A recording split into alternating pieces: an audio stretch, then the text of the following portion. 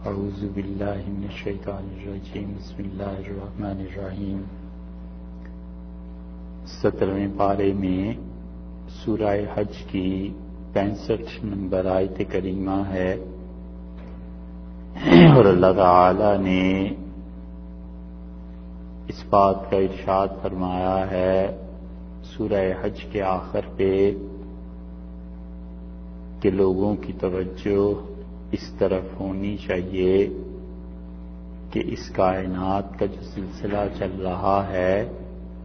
یہ سب چیزیں خود بخود نہیں چل رہی، اس لیے شروع یہاں سے فرمایا کہ الم تر ان اللہ، کیا تم لوگوں نے اس بات پر غور نہیں کیا کہ ان اللہ تعالی سخر لکم، اس نے تمہارے مسخر کیا ہے، تمہارے کام میں لگا دیا ہے، ما فی الارض، ہر اس چیز کو جو کہ زمین میں ہے، اور اس بات سے یہ پتہ چلا کہ اس کائنات میں جتنی چیزیں ہیں ان سب چیزوں کو اللہ نے انسان کا خادم بنایا ہے، اور یہ بتایا کہ کائنات کی ہر چیز اصل میں انسان کے لیے پیدا کی گئی۔ فقہا اس سے یہ ثابت کرتے ہیں کہ دنیا کی ہر چیز مباح ہے اور اس کا استعمال جائز ہے جب تک کہ یہ ثابت نہ ہو جائے کہ یہ چیز حرام ہے، اور اشیاء میں اصل وہ علت مانتے ہیں کہ ہر چیز جائز ہے اور ثبوت اور دلیل اس کو حرام ٹھہرائے گی، اور یہ وہ مسلک ہے جو بالعموم فقہا میں رائج ہے، اور حنفی فقہا نے بہت مرتبہ اس کا اعادہ کیا ہے، اور احناف کے ہاں دوسرا موقف یہ بھی ہے کہ بعض فقہا اس طرف گئے ہیں کہ وہ کہتے ہیں کائنات کی ہر چیز میں توقف ہے، یعنی نہ ہم اسے حلال قرار دیتے ہیں نہ ہم اسے حرام کہتے ہیں، بلکہ معاملہ بیچ بیچ میں ہے کہ وہ چیز حلال اور حرام کے درمیان ہے، اور دلیل ہی اسے حلال قرار دے اور دلیل ہی سے وہ حرام ٹھہرائی جائے۔ یہ بڑا معرکۃ الآراء مسئلہ ہے، اور یہ سمجھ لیجئے کہ جیسے کوئی کانٹوں بھرے راستے پہ سفر کرے، یہ ان مسائل میں سے ایک ہے، اور ہمارے اساتذہ خاص طور پہ وہ جن سے فقہ پڑھنے کی کچھ سعادت ملی، ان حضرات کا رجحان اور موقف یہ تھا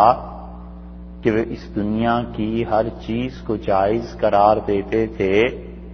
اور یہ کہتے تھے کہ جب تک دلیل ثابت نہ کرے کہ وہ چیز حرام ہے اس وقت تک ہم اس چیز کو حرام نہیں کہیں گے۔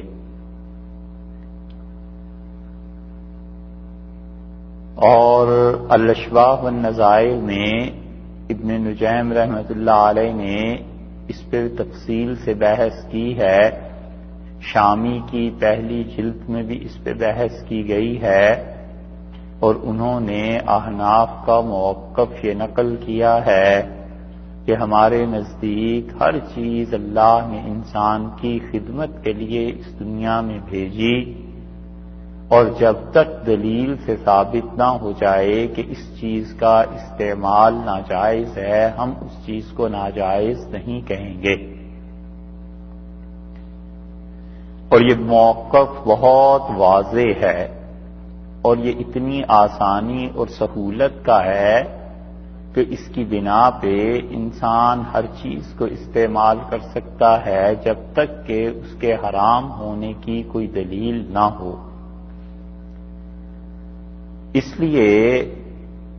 آپ یہ پوچھیں حنفی فقہا سے کہ زرافہ جائز ہے یا نہیں، تو وہ کہتے ہیں کہ زرافہ کے حرام ہونے کی کوئی دلیل نہیں۔ تو جب دلیل سے اس کی حرمت ثابت نہیں ہے تو وہ حلال ہے، جائز ہے، اور اس کا کھانا مباح ہے، درست ہے۔ اسی قاعدے پہ انہوں نے ایک اور چیز ثابت کی ہے، وہ کہتے ہیں کہ نشہ آور چیزیں حرام ہیں یا نہیں، اور پھر کہتے ہیں کہ نشہ آور تمام چیزیں حرام ہیں کیونکہ دلیل سے یہ بات ثابت ہے کہ رسول اللہ صلی اللہ علیہ وسلم نے نشہ لانے والی چیزوں کو حرام قرار دیا۔ پھر یہ بحث انہوں نے کی ہے کہ تمباکو نشہ لاتا ہے یا نہیں، اور وہ کہتے ہیں کہ تمباکو نشہ نہیں لاتا، اور جو لوگ بھی تمباکو کا استعمال پان میں کرتے ہیں جسے زردہ کہتے ہیں، اور جو لوگ بھی تمباکو کا استعمال دوسری طرح سگریٹ والا کرتے ہیں، یہ سارے استعمالات اس کے مباح ہیں، درست ہیں، جائز ہیں۔ سگریٹ کا پینا اور تمباکو والے پان کا کھانا کوئی یہ تو نہیں کہتا کہ مستحب ہیں، تمہیں ثواب ہوگا، لیکن یہ کہ گناہ ہوگا یا نہیں، وہ کہتے ہیں اس میں گناہ نہیں ہوگا کیونکہ اللہ نے تمام چیزیں انسانوں کے لیے پیدا کی ہیں، اور جب تک یہ ثابت نہ ہو جائے کہ سگریٹ پینے سے نشہ ہوتا ہے اس وقت تک ہم اسے حرام نہیں کہیں گے۔ اگر کوئی آدمی یہ کہتا ہے کہ سگریٹ نہ پینے سے بے چینی ہوتی ہے تو یہ کوئی دلیل نہیں ہے۔ اس کی وجہ یہ ہے کہ بہت سے لوگ چائے کے عادی ہوتے ہیں، انہیں چائے نہ ملے تو انہیں سر درد شروع ہو جاتا ہے۔ اسی طرح اور آدمی اور چیزوں کے عادی ہوتے ہیں، تو یہ چیزیں حرام ہونا نہیں ہے اس کا، بلکہ جائز اور مباح ہیں، درست ہیں اس کا کھانا پینا اور استعمال کرنا۔ اس لیے حنفی فقہا کے نزدیک تمباکو کا استعمال مباح ہے، جائز ہے۔ رہ گئی یہ بات کہ طبی عوارض اس کے کیا ہیں، اور میڈیکل کے اعتبار سے وہ انسان کی صحت کو خراب کر دیتا ہے، تو یہ چیپٹر بالکل ایک الگ ہے۔ اگر ہم اس اعتبار سے سوچیں تو پھر ہمیں یہ بھی کہنا چاہیے کہ جس انسان کو شوگر ہے اس کے لیے چینی کا استعمال حرام ہے، اور اس کو حرام پھر شرعی قرار دینا یہ بہت بڑی جسارت ہے۔ اسی طرح کسی انسان کو فرض کر لیجئے کوئی اور بیماری ہے اور اس بیماری میں ڈاکٹر اسے بتاتے ہیں کہ اس چیز کا استعمال فلاں کا تمہارے لیے درست نہیں، اور وہ آدمی اس کا استعمال کر لیتا ہے، تو کیا وہ گناہگار ہوگا؟ نہیں ہوگا۔ یہ بالکل ایک الگ بحث ہے، مگر ایک صحت مند آدمی کے لیے ہم نہیں کہہ سکتے کہ چینی حرام ہے۔ اسی طرح ایک صحت مند آدمی کے لیے ہم یہ نہیں کہہ سکتے کہ تمباکو کا پینا اس کے لیے حرام ہے، کیونکہ اللہ نے یہ تمام چیزیں انسانوں کے لیے پیدا کی ہیں۔ اس کے برعکس ایک دوسرا موقف ہے، اور دوسرا موقف یہ ہے کہ تمام چیزیں حرام ہیں سوائے ان چیزوں کے جو اللہ نے لوگوں کے لیے جائز قرار دی ہیں۔ تو حلال چیز گویا ان کے نزدیک اس کے لیے دلیل کی ضرورت ہے، اور ہمارے نزدیک چیز کے حرام ہونے کے لیے دلیل کی ضرورت ہے۔ یہ ایسا بڑا موقف ہے جسے آپ یہ سمجھ لیں کہ اسلام نے یہ سکھایا ہے کہ دنیا کا ہر آدمی بنیادی طور پر شریف ہے، اور ہر آدمی اچھا ہے جب تک کہ دلیل سے یہ ثابت نہ ہو جائے کہ وہ آدمی برا ہے۔ اور پھر اب جو یورپ اور امریکہ اور باقی ممالک دنیا کی جس تہذیب کی طرف لے کے جا رہے ہیں، وہ تہذیب یہ ثابت کرنا چاہتی ہے کہ دنیا کا ہر آدمی مجرم ہے، ہر آدمی ظالم ہے، جب تک کہ انویسٹیگیشن سے یہ پتہ نہ چل جائے کہ واقعی شریف۔ یہ ہے اتنا بڑا تضاد تہذیبوں کا، اور یہ ہے اتنا بڑا تضاد خود اس بات کا کہ حلال اور حرام کس بنیاد پر ہوتے ہیں، تو ہمارے نزدیک یہی ہے کہ اللہ نے فرمایا سخر لکم ما فی الارض، اللہ نے ہر وہ چیز جو زمین میں ہے تمہارے کام میں لگا دی۔ اس کے بالکل برعکس موقف کہ ہر چیز دنیا میں حرام ہے جب تک کہ حلال اس کا ہونا دلیل سے ثابت نہ ہو جائے۔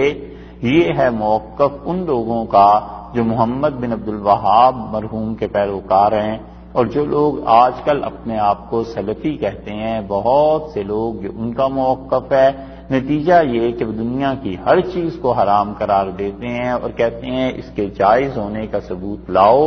اسی بنیاد پر ان کے نزدیک سگریٹ بھی حرام ہے، زرافہ بھی حرام ہے، اور بہت سی چیزیں حرام ہیں۔ وہ کہتے ہیں کہ اس کے حلال ہونے کی دلیل چاہیے۔ ہم کہتے ہیں حلال ہونے کی سب سے بڑی دلیل یہ ہے کہ اللہ نے فرما دیا ہے سخر لکم ما فی الارض، اللہ نے ہر وہ چیز جو دنیا میں ہے تمہارے کام پر لگا دی۔ والفلک التی تجری، والفلک اور اللہ تعالی نے کشتی لگا دی تمہارے کام میں، تجری فی البحر اور وہ سمندر میں چلتی ہے، دریا میں، اور اس طرح بھی کہ بامرہ ہی اللہ کے حکم سے زمین، اللہ تعالی کے حکم سے کشتی جو ہے وہ چلتی ہے دریا میں، اللہ کا حکم ہوتا ہے، اور اللہ کا حکم جب تک ہوتا ہے اس پہ تو وہ چلتی رہتی ہے، اور جب خدا کا حکم اس سے ہٹ جائے تو پھر جا کر وہ ڈوب جاتی ہے۔ اللہ کا جو حکم ہے یہاں پر اس کو آپ پڑھے لکھے لوگ ہیں ایسے سمجھ لیجئے جیسے فزکس کا مشہور سوال ہے کہ سوئی کیوں ڈوب جاتی ہے اور جہاز کیوں تیرتا رہتا ہے، تو وہ جو چیز اللہ کا حکم ہے وہ وہی ہے جو جہاز کو تراتی ہے اور سوئی کو ڈبو دیتی ہے۔ اللہ نے فرمایا یہ کائنات میں جتنی چیزیں بھی ہیں یہ ہمارے حکم سے ہو رہی ہیں۔ یہ جو بے امر ہی کا لفظ ہے قرآن کبھی کبھی اسے استعمال کرتا ہے جیسے کہ یہاں بھی ہر اس چیز کے لیے جو نیچرل چیزیں اس دنیا میں پائی جاتی ہیں، مثلا پانی بہتا ہے اور پانی ڈبوتا ہے، یہ اللہ کا حکم ہے، اور اسی کی وجہ سے آگ جلاتی ہے اللہ کے حکم سے۔ جب آگ کے لیے اللہ کا حکم یہ ہو جائے کہ وہ نہ جلائے تو نہیں جلاتی، اسی طرح پانی کے لیے حکم ہو جائے کہ مت ڈبو تو نہیں ڈبوتی۔ ایسے ہی انسان کے لیے حکم یہی ہے زمین کو کہ کشش اس کی برقرار رہتی ہے زمین کی، اور زمین ہر چیز کو کھینچتی ہے اپنی طرف، اس لیے آدمی آسانی سے اوپر نہیں جا سکتا، اور اگر اس کشش کو خدا معطل کر دے اور اللہ یہ چاہے کہ کوئی اس کا بندہ اس کشش سے نکل کے اور اوپر کی طرف چلا جائے تو اللہ نے ایسے کیا بھی ہے اور اللہ کے لیے ممکن بھی ہے۔ تو جس چیز کو ہم نیچرل لاز کہتے ہیں وہ اللہ کا حکم ہے۔ اختلاف اس بات پر ہوا ہے مسلمان اہل علم کا، اور علم کلام میں یہ بڑی اچھی ایک بحث ہے کہ وہ کہتے ہیں اللہ کا حکم تجدید ہوتی ہے بار بار، یا یہ کہ اللہ نے ایک مرتبہ حکم دے دیا اور وہ چل رہا ہے۔ مثلا اللہ تعالی نے یہ حکم دے دیا پانی کو کہ تم ڈبوتے رہنا، تو بس ایک بار جو اللہ نے حکم دے دیا اب وہ ہمیشہ پانی ڈبو دیتا ہے، اور جہاں جہاں پر آدمی باوجود اس کے کہ پانی میں گر گیا اور نہیں ڈوبا، اللہ تعالی وہاں پر اسپیشل کوئی خاص حکم دیتا ہے کہ اب اس بندے کو بھی ڈبونا نہیں، اس جہاز یا کشتی کو نہیں ڈبونا، ان لوگوں کی عمر ابھی باقی ہے۔ اور کچھ کہتے ہیں کہ اللہ تعالیٰ کا بار بار حکم ہوتا ہے، جب بھی کوئی چیز جاتی ہے پانی کی طرف اسی وقت اللہ کا حکم ہوتا ہے، اور یہ وہ حدیث پر بھی بنیاد ہے اس کی کہ رسول اللہ صلی اللہ علیہ وسلم نے فرمایا تم میں سے جو آدمی کھانا کھاتا ہے اور پانی پیتا ہے یا کوئی بھی کھانے پینے کی چیز جب وہ استعمال کرتا ہے تو لقمے اللہ سے اجازت لیتے ہیں کہ اللہ اس انسان کے لیے ہم شفا کا باعث بن جائیں یا اس کی جسم میں جا کر بیماری پیدا کر دیں، تو اللہ نے غذا کو اجازت دی کہ تم اس کے جسم میں جا کے اس کے ساتھ لگ جاؤ، اس سے اس کا خون بنتا ہے اور چیزیں بنتی ہیں تو وہ اس کی صحت کے کام آتا ہے۔ اور جس لقمے کو اللہ یہ فرما دیتے ہیں کہ تم اس کے لیے کوئی پرابلم کریٹ کرو تو وہ لقمہ اسی انسان کے لیے وہی مصیبت کا باعث بن جاتا ہے۔ تو اس لیے دونوں طرف کے علم کلام کے لوگوں کا موقف ہے، اور بہت بڑی جماعت اس طرف گئی ہے کہ وہ کہتے ہیں ہر لقمہ اور ہر پانی کا گھونٹ اللہ سے نہیں پوچھتا، ورنہ اللہ کو اس کا حکم ہوتا ہے۔ اللہ نے ایک مرتبہ کہہ دیا بس، اور جس پانی اور جس گھونٹ نے، جس لقمے نے اس کے جسم میں کوئی بیماری پیدا کرنی تھی، اس کے لیے خاص طور پر آرڈر ہو جاتا ہے کہ تم نے ہضم نہیں ہونا، اور اس انسان کے ساتھ اب بیماری کا یہ باب شروع ہو جائے گا۔ اس پہ انہوں نے بحث کی ہے، اور دونوں طرف علم کلام میں بڑے بڑے لوگ ہیں، تو اس لیے اللہ نے یہ جو فرمایا ہے کہ والفلک تجری فی البحر بامرہ، اور اللہ ہی کے حکم سے کشتی چلتی ہے اور وہ سمندر میں چلتی ہے، تو اس کشتی کا چلنا اور ان کشتیوں کا ایک جگہ سے دوسری جگہ جانا، لوگوں کو لے کے، سامان کو لے کے مختلف ممالک میں ایک دوسرے کے درمیان سفر کرنا جہازوں کا، یہ سب اللہ ہی کے حکم سے ہے۔ اللہ نے بتا دیا کہ اس سے تمہارے کام میں لگا رکھا ہے، لیکن یہ چیزیں خود اپنے سے نہیں چل پڑیں، اللہ نے انہیں کام میں لگا رکھا ہے۔ اور یہ رد ہے ان جاہلی اقوام کا جو قومیں کشتی کی بھی پرستش کرتی تھیں، اس کو بھی وہ خدا مانتی تھیں۔ وَيُمْسِكُ السَّمَاءَ، اور اللہ ہی ہے اس ذات نے تھام لیا ہے آسمان کو، اوپر کو، أَن تَقَعَ عَلَى الْأَرْضِ، اس بات سے کہ وہ زمین پر گر پڑے، إِلَّا بِإِذْنِهِ، ہاں مگر اس کے حکم کے ساتھ۔ یعنی جب اللہ کا حکم ہوگا اس وقت یہ آسمان اور زمین ایک دوسرے سے ٹکرائیں گے، وگرنہ اس سے پہلے کیا ہے، یمسک السماء، اللہ نے آسمان کو تھام لیا ہے۔ ایک تفسیر تو اس کی یہ کی گئی ہے، اور دوسری تفسیر میں سما سے مراد بادل لیا گیا ہے، وَيُمْسِكُ السَّمَاءَ، اور اللہ نے ابر کو، بادل کو تھام لیا ہے، اور بادل کو کیا ہے، أَن تَقَعَ عَلَى الْأَرْضِ إِلَّا بِإِذْنِهِ، کہ وہ زمین پر پڑے جب تک کہ اللہ کا حکم نہ ہو۔ یعنی اللہ تعالی نے روک لیا ہے بادل کو، اللہ کا حکم ہوتا ہے، پھر اس سے بارش برستی ہے اور زمین سیراب ہو جاتی ہے۔ تو دونوں تفسیریں اس کی گئی ہیں۔ یہ جو سما کا لفظ ہے اس کے لغت میں دونوں معانی بھی آتے ہیں، اور سما عربی میں اصل میں ہر اس چیز کو کہتے ہیں جو اوپر ہو، اور محاورہ بولتے ہیں کہ سمع الفرس، گھوڑا جو تھا اس نے خوشی کا اظہار کیا، اور اب گھوڑا کبھی کبھی خوشی کا اظہار کرتا ہے اس طرح سے کہ وہ اپنے دونوں پاؤں جو سامنے والے گویا اس کے ہاتھ ہوتے ہیں ان کو اٹھا لیتا ہے، اور پچھلی دونوں ٹانگوں پر وہ کھڑا ہو جاتا ہے، تو گھوڑے کی یہ خوشی کا اظہار ہے۔ اس لیے سما کہتے ہیں اوپر کی چیز کو۔ تو جب اوپر کی چیز کوئی بھی تو آسمان مراد لے لیا، اور بعض نے اس سے بادل مراد لے لیا۔ تو اللہ نے فرمایا کہ اس نے کیا کیا ہوا ہے، آسمان کو قابو میں رکھا ہے، وگرنہ وہ زمین پر گر جائے اور زمین ساری پاش پاش ہو جائے اور لوگ مر جائیں، ساری جو مخلوق اس میں ہے، اور پھر انہیں یاد کرنے والا بھی کوئی نہ رہے کہ اس کائنات میں انسان نام کی بھی کوئی چیز کبھی تھی یا نہیں تھی۔ اللہ کا کرم ہے، اللہ کا فضل ہے کہ اس نے ایسا بے مثال ایک گنبد بنا دیا کہ لوگ اس جیسی چیز نہیں بنا سکتے۔ اور دوسری تفسیر یہ کی گئی کہ اللہ نے بادل کو زمین پر گرنے کا حکم دیتا ہے جب، تو زمین اس کی بارش سے مستفید ہوتی ہے، زمین اس بارش سے فائدہ اٹھاتی ہے، اور اللہ نے بتا دیا ان سب چیزوں میں بے اذن،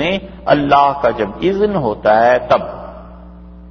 اللہ کی جب اجازت ہوتی ہے تب یہ چیزیں ایسے ہوتی ہیں۔ بعض مفسرین نے بے اذن اور بے امر دونوں میں فرق یہ استعمال کیا ہے کہ وہ کہتے ہیں کشتی کے متعلق اللہ نے فرمایا کہ دیکھو یہ چلتی ہے اللہ کے حکم سے، اور زمین جو چیزیں جو آسمان کو اللہ نے ٹھہرا دیا ہے تو اللہ تعالیٰ نے یہ نہیں فرمایا کہ ہم نے اپنے حکم سے، بلکہ کہا ہے کہ جب ہم اسے حکم دیں گے تو وہ گر جائے گا۔ تو کشتیاں جو ہیں وہ اللہ کے حکم سے چلتی ہی رہتی ہیں، کبھی شاذ و نادر ان میں ایسے حوادث ہوتے ہیں کہ لوگ ڈوب جائیں، اور دوسری طرف آسمان کو دیکھیے تو اس کو جب اللہ کا حکم ملے گا تو پھر وہ ساکت ہو جائے گا، گر جائے گا، اور اس کے بعد جو آسمان ہوں گے وہ نئے بنائے جائیں گے، وہ ایک نئی دنیا آباد کی جائے گی۔ تو اس لیے اللہ نے فرما دیا کہ اللہ کی اجازت سے یہ سب کچھ ہو رہا ہے، اور جس دن خدا کا حکم یہ ہو جائے گا، اذن کے معنی حکم ہو جائیں گے، اور اللہ آسمان کو حکم دے گا تو آسمان ٹوٹ پھوٹ جائے گا۔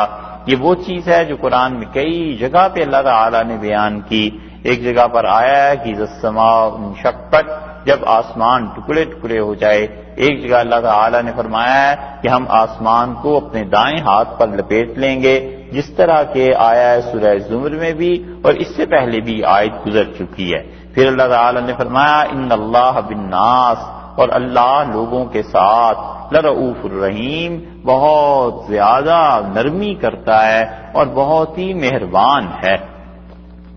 رؤوف کا مطلب ہے نرمی کرنے والا، اور رافت کہتے ہیں دل کے اس جذبے کو جو انسان کے ذہن میں ابھرتا ہے۔ مثلاً ایک آدمی نے دیکھا کہ ایکسیڈنٹ ہو گیا، اب اس کے دل میں ایک جذبہ ابھرتا ہے کہ اوہو یہ اس انسان کو کیا ہو گیا، اس جانور کو کیا ہو گیا، اور وہ اترتا ہے اپنی گاڑی سے کسی چیز سے اور اس کو جا کر پھر جو بھی ٹریٹمنٹ ہے اس کی وہ کرتا ہے۔ تو یہ جو جذبہ انسان میں ابھرا تھا یہ رافت ہے، نرمی ہے جو اس کے دل میں پیدا ہوئی، اور اس کے نتیجے میں جو کام اس نے کیا ہے وہ چیز ہے جو اصل ہے کہ اس نے اس کا علاج کیا یا اپنی اس نرمی اور ہمدردی کا اظہار کیا۔ اللہ کے ہاں جب ایسے الفاظ بولے جاتے ہیں تو اللہ تعالیٰ کے ہاں اس کے انتہائی معنی مراد دیے جاتے ہیں، بالکل آغاز خدا کے ہاں مراد نہیں لیا جا سکتا اور وہ لیا بھی نہیں جانا چاہیے۔ مثلا ہم یہ نہیں کہہ سکتے کہ فلاں چیز پہ اللہ تعالیٰ کا دل نرم پڑ گیا اور پھر اس کے بعد اللہ نے اس پہ مہربانی کی، بلکہ وہ ڈائریکٹ مہربانی کرتا ہے۔ اللہ ایسی ذات پاک ہے کہ وہ انسانوں کی طرح جذبات سے متاثر نہیں ہوتا،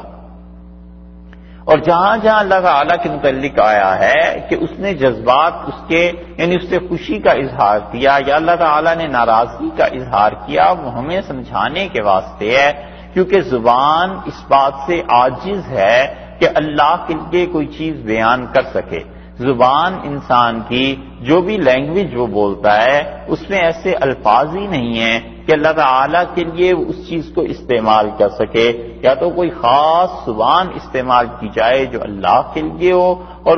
وہ زبان جب ہوگی تو اس کے لیے دماغ بھی پھر خاص ہونے چاہیے جو دماغ اس زبان کو سمجھ سکے۔ تو اس سارے لمبے قصے کی بجائے اللہ تعالیٰ نے انسانوں کی زبان میں اس چیز کا اعتراف اور اظہار فرما دیا تاکہ لوگ ان چیزوں کو سمجھیں اور لوگ اپنے طور پر جو کچھ سوچتے ہیں اس ذریعے سے وہ اللہ کی اس کتاب کے قریب آ جائیں اور خدا کے کلام کو سمجھنے والے بن جائیں۔ وگرنہ اللہ کی صفات عالیہ اس میں چونکہ انتہا مراد ہوتی ہے جو چیز بھی ہے، مثلا یہاں رؤوف ہے تو وہ نرمی وہ مراد نہیں ہے جو انسانوں کے دلوں میں پیدا ہوتی ہے، اس سے مراد اللہ کا مہربانی کرنا، عنایت فرمانا، عملاً انسان کی پرابلمز کو سالو کرنا، یہ چیزیں آ جاتی ہیں چونکہ اس لیے ان الفاظ کو استعمال کیا گیا ہے۔ اور پھر فرما دیا کہ رحیم،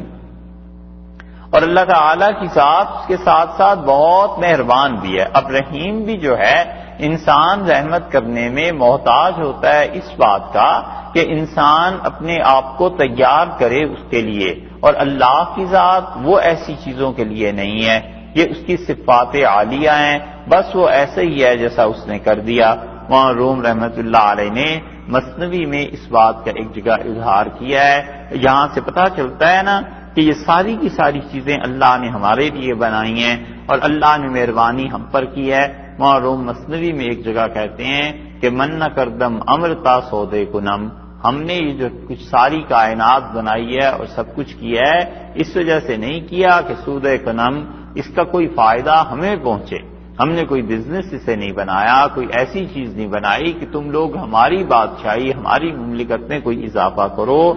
بلکہ تابر بندگاں جودے کنم، ہم نے تو اس لیے کیا تھا کہ ہماری سخاوت اور ہماری مہربانی اور ہماری عنایات کی جو صفات ہیں اس کا اظہار ہو۔ ہم نے اس لیے اس کائنات کو پیدا کیا کہ ہمارے جو نام ہیں، ہماری جو صفات ہیں اس کا اظہار ہو، اس لیے پیدا نہیں کیا کہ اس سے ہمیں کوئی نفع اور کوئی فائدہ پہنچے گا۔ من نہ کردم پاک از تسبیح شاں، اور اللہ نے کہا کہ لوگوں کی تسبیح کرنے سے میں پاک نہیں ہوتا۔ کتنی بڑی بات۔ معروم کہتے ہیں کہ اللہ نے کہا من نہ کردم پاک از تسبیح شاں، میں لوگوں کی تسبیح کرنے سے پاک نہیں ہوتا۔ لوگ جو کہتے ہیں کہ اللہ کا کوئی بیٹا نہیں ہے، لوگ جو کہتے ہیں کہ اللہ کا کوئی شریک نہیں ہے، مسلمان اور دنیا کے لوگ توحید کی گواہی دیتے ہیں اور وہ کہتے ہیں کہ اللہ تعالی کی ذات کا کوئی ساجی اور شریک نہیں ہے، تو من نہ کردم پاک از تسبیح شام، میں لوگوں کی تسبیحاں پڑھنے سے اور میری صفات کو لوگ جو سراہتے ہیں اس سے کچھ میں پاک نہیں ہوتا۔ پاک ہم ایشاں شوند و دلفشاں، لوگ خود پاک ہوتے ہیں جب تسبیح پڑھتے ہیں، لوگ خود ہی اپنی خدمت کا اظہار کرتے ہیں جب وہ اس طرح کی بات کرتے ہیں، تو اس کا نفع انہیں ہی پہنچتا ہے اور انہی کے مقدر اچھا ہوتا ہے اور انہی کی زندگی کی بھلائی ہوتی ہے اور انہیں آخرت میں نجات ملے گی۔ مجھ پر کیا فرق پڑتا ہے کہ اگر کوئی کہے کہ اس کا بیٹا نہیں ہے، اور مجھ پر کیا فرق پڑتا ہے کہ اگر کوئی کہے کہ اللہ پاک ہے۔ تو یہ چیز ہے، اللہ نے فرمایا یہ سب چیزیں ہم نے تمہارے لیے پیدا کی ہیں۔ اور اس سے معلوم ہوتا ہے کہ اصل میں اللہ کو بندے سے محبت ہے، اور اصل میں اللہ تعالیٰ کو انسان سے تعلق ہے، اور ایسا اللہ کو تعلق ہے کہ اس کائنات کے سارے حقائق انسان کو بتائے کہ یہ چیزیں ہیں، یہ سب تمہارے لیے ہیں۔ وَهُوَ الَّذِي، اور وہ اللہ ہی کی ذات ہے، أَحْيَاكُمْ، جس اللہ نے تمہیں زندگی دی۔ اللہ تعالیٰ نے تخلیق کے بعد زندگی جو دی ہے، حی ہونا اس کی صفات عالیہ میں سے ہے، اس نے تمہیں زندگی دی۔ ثم یمیتکم، اور پھر اللہ تمہیں موت دے گا۔ ثم یحییکم، پھر اللہ تمہیں دوبارہ زندگی دے گا۔ یہ تین چیزیں اللہ نے یہاں پر ذکر فرما دی، دو زندگیاں ذکر فرما دی اور ایک موت کو ذکر کر دیا،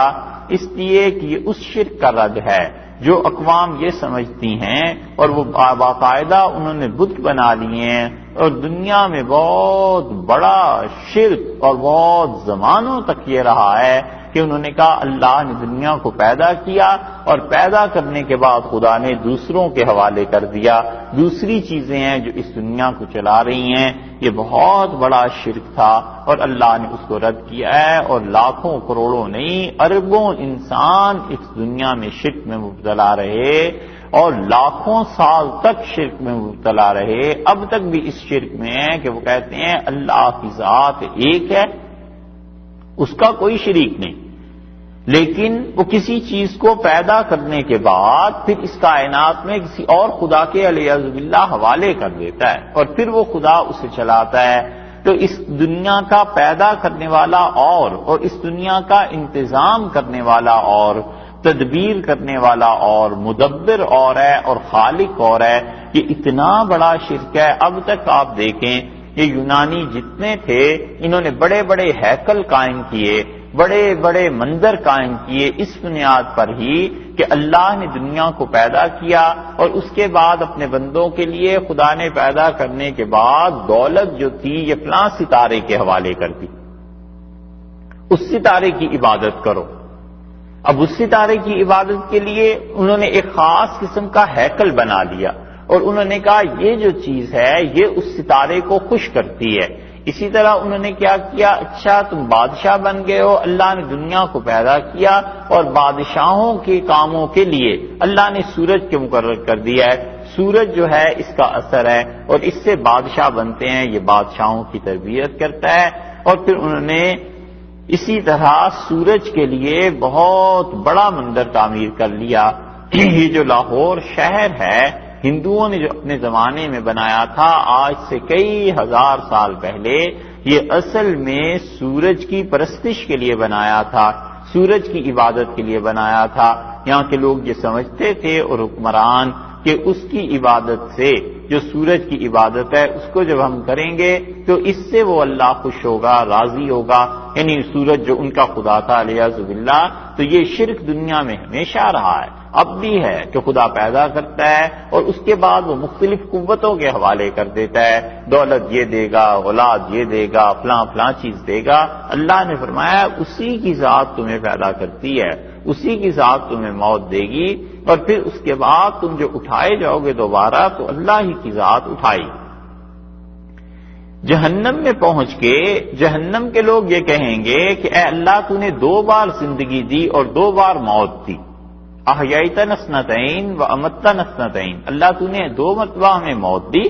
اور 2 مرتبہ زندگی دی۔ فاعترفنا بذنوبنا، ہم اپنے گناہوں کا اقرار کرتے ہیں، فہل الی خروج من سبیل، اللہ اس جہنم سے نکلنے کا کوئی راستہ ہے، کسی طرح جان اس سے چھٹ جائے۔ تو اللہ تعالیٰ نے وہاں پر ان کا یہ رد نہیں کیا کہ خدا نے 2 زندگیاں اور 2 موتیں انہیں نہیں دیں، اور اس آیت میں اللہ نے یہاں پر بتایا ہے کہ 2 زندگیاں، هو الذی احیاکم، وہ اللہ کی ذات ہے جس نے تمہیں پیدا کیا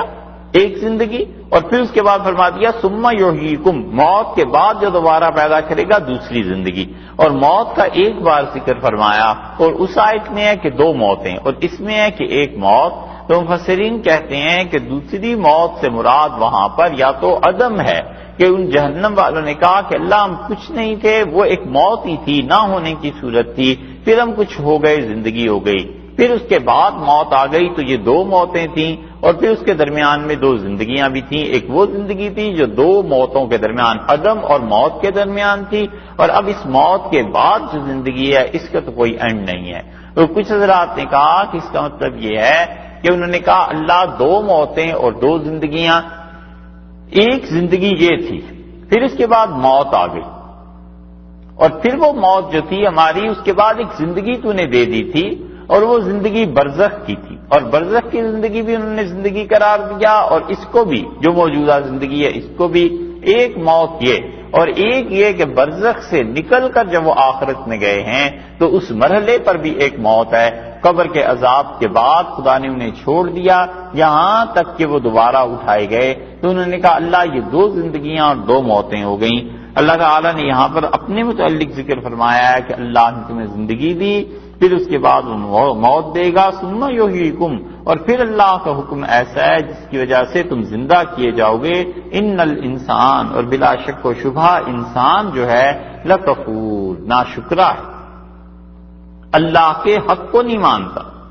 اللہ کا حق ماننا چاہیے کہ اس نے زندگی دی، اس نے انعامات دیے، اور موت جو اللہ دیتا ہے تو موت اس کا مطلب یہ نہیں ہے کہ ٹائم ختم ہو گیا، بلکہ انسان ایک جہان سے نکل کے دوسرے جہان میں پہنچ گیا، اور آگے پھر اس کی زندگی ایک طرح سے اور شروع ہو گئی، اور وہ بھی اسی زندگی کا گویا کہ تسلسل اور ایک حصہ ہے۔ لکل امت، ہر ایک گروہ کے لیے، جعلنا، ہم نے کیا ہے، منسکن، اللہ تعالیٰ نے بتایا کہ ہر ایک گروہ کے لیے منسک، یہ یہاں پر بھی لفظ استعمال ہوا ہے، اور اسی آیت کی، اسی سورت کی 34 نمبر آیت میں دیکھیے وہاں بھی یہ لفظ اللہ تعالیٰ نے استعمال فرمایا ہے۔ تو منسک کا مطلب دونوں جگہ پہ بعض مفسرین نے ایک ہی لیا ہے اور بعض اس میں اختلاف کرتے ہیں۔ یہاں 34 نمبر آیت میں اللہ تعالیٰ نے فرمایا نا کہ وَلِكُلِّ أُمَّةٍ جَعَلْنَا مَنسَكًا،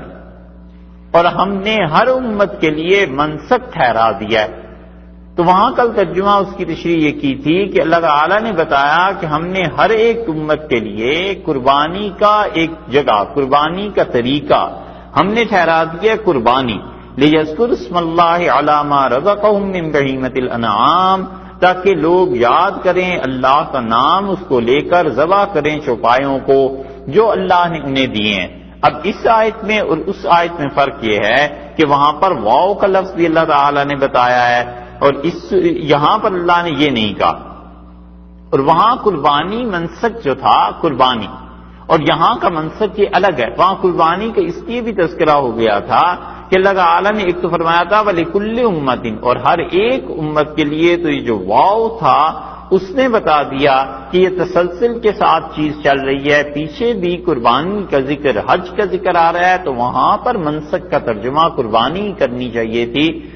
اس لیے مفسرین نے قربانی ہی سے ترجمہ کیا ہے۔ یہاں پھر وہ دیکھ لیں وہی لفظ آیا ہے لیکن یہاں انہوں نے اس کا ترجمہ اور تفسیر بدلی ہے۔ وہ کہتے ہیں لِكُلِّ أُمَّةٍ جَعَلْنَا مَنسَكًا، اور ہم نے ہر ایک امت کے لیے بندگی کا ایک طریقہ مقرر کیا ہے، ہم ناسکو، جس کے ساتھ وہ بندگی کرتے ہیں۔ ہر ایک قوم کے لیے خدا کی بندگی کا ایک طریقہ مقرر ہے۔ تو منسک وہاں پر تھا قربانی کے بارے میں کہ ہر ایک کے لیے قربانی کو اللہ نے مقرر کیا ہے، جانوروں کو ذبح کرنا، پچھلی امتوں میں بھی تاکہ وہ اللہ کی عبادت کریں۔ یہاں پر منسک کا مطلب یہ ہے عبادت،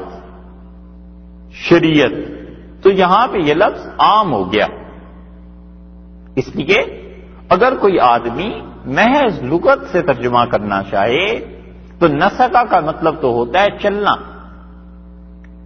ناسک وہ آدمی جو چلتا ہے، تو پھر منسک کا ترجمہ دونوں جگہ ہی ایک ہو جانا چاہیے تھا.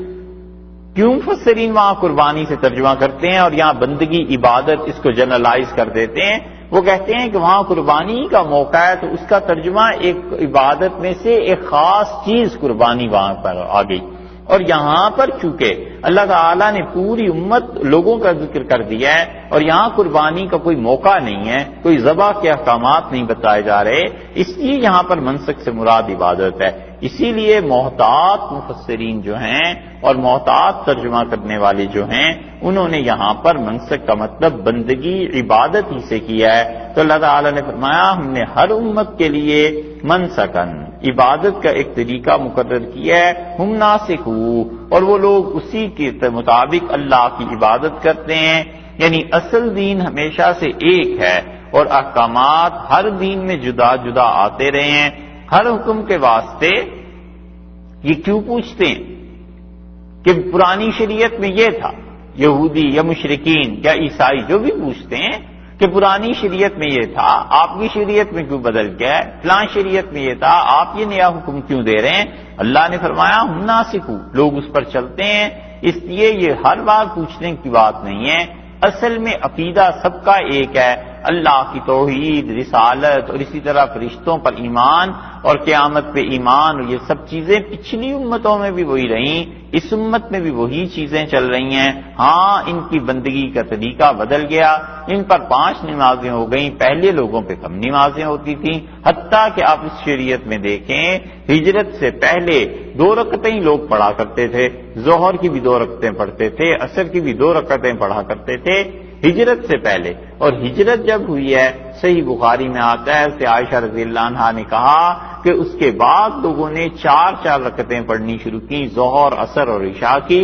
اور پھر لوگوں نے کہا کہ وہ جو نماز ہم 2 رکعتیں پڑھتے تھے رسول اللہ صلی اللہ علیہ وسلم نے بتایا کہ اس نماز کو اپنی سفر کی نماز قرار دے لو، اور یہ وہ نماز ہے جب تم اپنے گھر میں ہو تو پھر یہ پڑھا کرو. تو اس طرح اس اعتبار سے بھی شریعت میں عبادت کے طریقے بدلتے بھی رہے ہیں. تو اللہ تعالیٰ نے بتا دیا کہ دیکھو ایسی بات نہیں ہے، بندگی کا طریقہ اللہ کا ہر دور میں بدلتا رہا ہے. فَلَا يُنَازِعُنَّكَ فِي الْأَمْرِ، سو چاہیے کہ لوگ اس میں فَلَا يُنَازِعُنَّكَ فِي الْأَمْرِ، اور لوگوں کو چاہیے کہ آپ سے جھگڑا نہ کریں. فی الامر یعنی اس کام کے بارے میں، دین کے بارے میں. یہاں پر ایک تفسیر تو یہی کی گئی کہ دین کے بارے میں آپ سے جھگڑا نہ کریں، اللہ نے ان کا دین ان کے دور کے لیے رکھا تھا، اب آخر پہ آپ آ گئے ہیں اور اللہ نے اب دین اس کو مکمل کر دیا ہے. اب کسی کے لیے گنجائش نہیں رہی ہے کہ وہ دوسرا کوئی دین اپنائے یا اختیار کرے. اور بعض حضرات نے یہاں پر ذبیحے کے مسئلے کو مفسرین نے بیان کیا ہے، اور ذبیحے کے مسئلے میں رسول اللہ صلی اللہ علیہ وسلم پر جو اعتراض یہ کرتے تھے مشرکین، وہ ان کا پرانا اعتراض تھا. کہتے تھے کہ تم لوگ ذبح کرتے ہو خود اپنے ہاتھ سے اور اسے تم کہتے ہو یہ جائز اور حلال ہے، تو مر گیا جانور، زندگی تو اس کی ختم ہو گئی نا، اور اللہ تعالی جب اسے مار دے تو تم کہتے ہو مردار ہے، ناجائز ہے. تو اللہ کا ذبح کیا ہوا، اللہ کا مارا ہوا ناجائز اور تمہارے ہاتھ کا مارا ہوا جائز، یہ کیا بات ہے؟ اس کو عقل سے ثابت کرو. تو اللہ تعالی نے یہاں پر فرمایا کہ فَلَا يُنَازِعُنَّكَ فِي الْأَمْرِ، لوگوں کو چاہیے اس ذبیحے کے معاملے میں آپ سے بحث نہ کریں، نہ اس بات میں پڑے. اس سے معلوم ہوتا ہے کہ عبادت کی بہت سی چیزیں جو ہر آدمی کی عقل میں نہیں آ سکتی،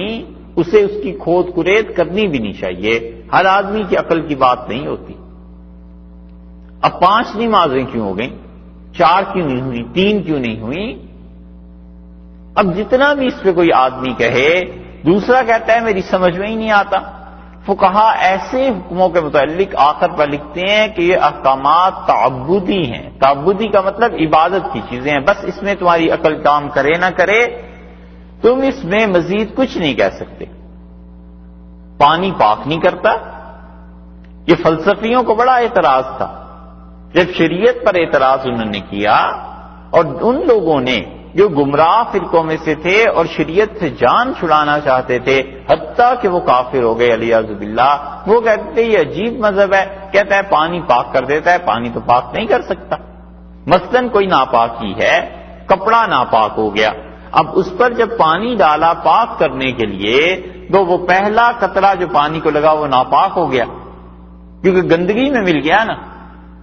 تو پانی اب جتنا بھی گرتا رہے گا وہ ایک قطرہ دوسرے قطرے کے ساتھ جڑا ہوا ہے نا، تو وہ تو کسی صورت میں بھی پانی ناپاک ہوتا جائے گا، پانی پاک نہیں ہو سکتا. وہ کہتے تھے وہ کپڑا بھی ناپاک ہے، تم نے دھو لیا ابھی ناپاک ہی ہے، پھر دوسرے وقت میں اسے دھو گے پھر ناپاک ہی ہے، اس لیے کہ جو پانی اس پہ ڈالتے ہو وہ پانی جب اس کے ساتھ مس کرتا ہے، ٹچ کرتا ہے، اسے چھوتا ہے تو وہ تو ناپاک ہو گیا. اس لیے پانی سے پاکیزگی حاصل نہیں ہوا کرتی. تو یہ فلسفی تھے جنہیں اسلام کو چھوڑنا تھا. نتیجہ یہ کہ الٹے سیدھے اعتراضات. یہاں بھی وہی ہے، اللہ نے فرمایا فلا ینازعنک فی الامر، انہیں چاہیے کہ ذبیحہ کے باب میں، عبادات کے باب میں آپ سے کوئی لڑائی کوئی جھگڑا نہ کریں. وادعوا الی ربک، اور ان جھگڑے کے باوجود آپ اپنے رب کی طرف بلاتے رہیے، آپ اللہ کے دین کا کام کرتے رہیے. آپ کا کام ہے اللہ کے دین کی طرف بلانا، آپ انہیں بلاتے رہیں. اور ان کا کام اعتراض کرنا ہے، انہیں چھوڑ دیں، یہ تو اعتراضات کرتے ہی رہیں گے. اور یہ دلیل ہے اس بات کی کہ انسان کو اللہ کا کام مثبت طریقے پہ انجام دیتے رہنا چاہیے، اور منفی طریقے پہ بھی اللہ کا کام ہوتا ہی ہے، لیکن بسا اوقات وہ انسان کو بہت زیادہ وقت کے ضائع کرنے کی قیمت پہ کرنا پڑتا ہے.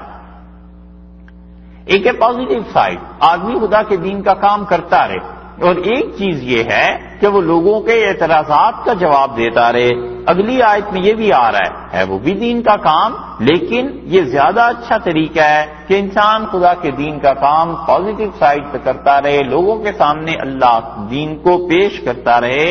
اور اعتراض کرنے والوں کے اعتراضات کی پرواہ نہ کرے، مخالفت کو نہ سوچے، بلکہ یہ دیکھے کہ اللہ تعالیٰ نے مہربانی کیا کی ہے، خدا نے اتنا اچھا دین دیا ہے، اسے لوگوں تک پہنچانا چاہیے. کسی صوفی سے کسی نے کہا کہ اللہ تعالیٰ کے معاملے میں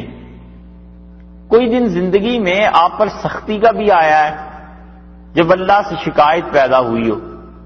تو انہوں نے کہا آج تک مہربانیاں اور عنایات اتنی ہوئی ہیں کہ انہی کا شکریہ ادا کرنے کی مہلت نہیں ملی،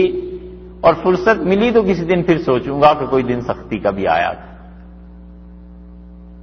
تو اللہ کی ذات، اس کے احسانات اتنے ہیں کہ اس کو آدمی اگر گننا شروع کرے اور شکر ادا کرنا شروع کرے تو وہی پورے نہیں ہوتے.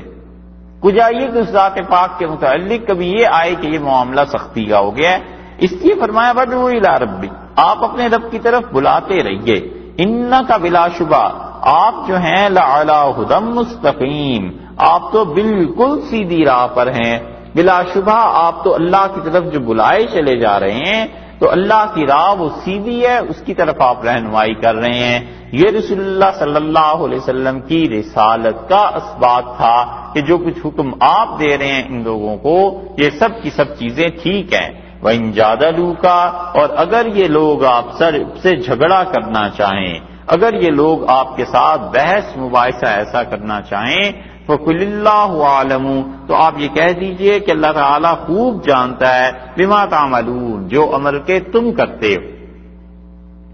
جھگڑا کرنا چاہیں تو پھر کیا کیا جائے؟ اللہ نے فرمایا آپ یہ کہہ دیجئے کہ اللہ خوب جانتا ہے جو کام تم کرتے ہو. دوسری جگہ فرمایا اللہ تعالیٰ نے کہ ادعوا الی سبیل ربک بالحکمہ، لوگوں کو بلا اللہ کے راستے کی طرف حکمت کے ساتھ، والموعظۃ الحسنہ، اور اچھی بات، اچھا بیان، اچھا واز کر کے. وجادلہم باللتی ہی احسن، اور لوگوں کے ساتھ اگر جھگڑنا پڑ جائے، مجادلہ کرنا پڑ جائے تو ایسے کر جو اچھا طریقہ ہے. یہاں فرمایا ان جادلوک، تو اگر یہ آپ کے ساتھ جھگڑا کرنا چاہیں، اور دوسری آیت میں فرما دیا کہ اگر آپ وجادلہم، جھگڑا کرنے کی نوبت آ جائے تو اچھے طریقے سے جھگڑ لیجئے. تو اس سے معلوم ہوتا ہے کہ کافروں سے جھگڑنے کی، یعنی بحث اور مباحثے کی، جھگڑنے سے مراد لڑائی نہیں، جھگڑنے سے مراد بحث مباحثہ جسے آخری دور میں مناظرہ کہتے ہیں، اس کی اجازت ہے، کیونکہ اگر بالکل مناظرے کی اجازت نہ ہوتی تو اللہ تعالیٰ وہاں پر یہ نہ فرماتے کہ وجادلہم باللتی ہی احسن، کہ آپ ان لوگوں سے مناظرہ کر لیجئے لیکن اچھے طریقے سے۔ تو معلوم ہوا کہ جھگڑا، مجادلہ یا مناظرہ اس کی اجازت اللہ نے دی ہے، لیکن شرط یہ لگا دی ہے کہ وہ اچھے طریقے سے ہونی چاہیے، آدمی اس میں خام خواہ ضد پہ نہ اڑ جائے۔ اور اس بارے میں کہ مناظرہ کرنا چاہیے یا نہیں، ایک مسلک امام مالک رحمۃ اللہ علیہ کا تھا۔ ہارون الرشید نے امام مالک رحمۃ اللہ علیہ کو بلایا اور ان سے طلب کیا انہیں کہ میں نے ایک اور عالم کو بھی بلایا ہے اور آپ دونوں بیٹھ کر بحث کر لیجئے اور مجھے مسئلہ اور حکم بتا دیں۔ امام مالک رحمۃ اللہ علیہ نے ہارون الرشید کو لکھا کہ جس طرح مرغے آپس میں لڑتے ہیں اور جس طرح کسی چیز پر کتے آپس میں ایک دوسرے پہ بھونکتے ہیں، میں ایسے کاموں میں نہیں پڑتا، منع کرتے تھے۔ امام مالک رحمۃ اللہ علیہ کہتے تھے صحیح بات بتا دو بس، اور باقی مانتا ہے مانے، نہیں مانتا اس کی مرضی، اس لیے وہ جھگڑے میں نہیں پڑتے تھے۔ امام شافعی رحمۃ اللہ علیہ خوب مناظرہ کرتے تھے، لیکن اتنے مخلص تھے، اتنا اخلاص تھا ان کے دل میں کہ امام شافعی رحمۃ اللہ علیہ فرماتے تھے کہ ما ناظرت احدا، میں نے زندگی میں کسی شخص کے ساتھ بحث نہیں کی، الا وتمنیت، مگر یہ کہ میری تمنا رہی، میں دل سے دعا مانگتا رہا کہ اللہ حق کو اس کی زبان سے جاری کر، جو سچائی ہے خدایا اس کی زبان سے جاری کروا دے، کہ اگر میری غلطی ہے تو میں مان جاؤں گا، اور اگر اس کی غلطی ہے تو اللہ بھی جو کچھ میں کہہ رہا ہوں اس پہ وہ آ جائے۔ اتنے مخلص لوگ ہوتے تھے، مناظرے ایسے ہوتے تھے۔ اور امام ابو حنیفہ رحمۃ اللہ علیہ اور ان کے ماننے والے خوب بہت مناظرے کرتے تھے، اور ان کا تو میدان تھا مناظرے کا، اور وقت اور حالات بھی ایسے تھے، معتزلہ تھے، خوارج تھے، مرجئہ تھے، کون کون سے فرقے تھے جو عالم اسلام میں پہلی صدی میں پیدا ہو گئے تھے، آخر پہ پہلی صدی کے اور دوسری صدی کے آغاز میں۔ تو امام صاحب رحمۃ اللہ علیہ تو ان سب سے مناظرے کرنے تھے، وہ مناظرے کرتے تھے عقلی دلائل پر، اور عقل کے ذریعے لوگوں کو چپ کرا دیتے تھے۔ ایک آدمی آیا، اس نے امام ابو حنیفہ رحمۃ اللہ علیہ سے مناظرہ کرنا چاہا، تو امام صاحب رحمۃ اللہ علیہ نے اس سے کہا کہ کیا مسئلہ ہے؟ تو لوگوں نے بتایا کہ یہ خدا کو نہیں مانتا، اور کہتا ہے یہ دنیا جو ہے وہ خود بخود ہی چل رہی ہے، تو آپ اس کے ساتھ مناظرہ کر لیں۔ امام صاحب رحمۃ اللہ نے فرمایا بھیج دینا۔ وہ آیا تو امام صاحب رحمۃ اللہ نے فرمایا اچھا بھائی کیا مسئلہ ہے؟ اس نے کہا یہ مسئلہ ہے کہ آپ سب لوگ خدا کے قائل ہیں اور میں اس کا قائل نہیں ہوں۔ تو امام صاحب رحمۃ اللہ نے فرمایا بڑا اہم مسئلہ ہے، اس پہ کسی دن غور کریں گے، آج تو فرصت نہیں۔ اس کا میں اتنا سفر کر کے آیا ہوں۔ کہنے لگے بالکل ٹھیک ہے لیکن فرصت نہیں۔ اس نے کہا کچھ بھی تو نہیں آپ کر رہے؟ انہوں نے کہا دیکھتے نہیں ہو یہ کاغذات، یہ سب کچھ مجھے حساب کتاب کرنا ہے۔ اس نے کہا تو مجھ سے بات کر لیں آپ، اس میں کیا حرج ہے؟ تو کہنے لگے وہاں پر تمہیں پتہ ہے میرا کاروبار ہے اور کشتیاں چلتی ہیں، جہاز چلتے ہیں، اور مجھے اس سارے کا حساب کرنا ہوتا ہے۔ تو وہ اس سے کہا آپ کی کشتیاں چلتی ہیں کہاں؟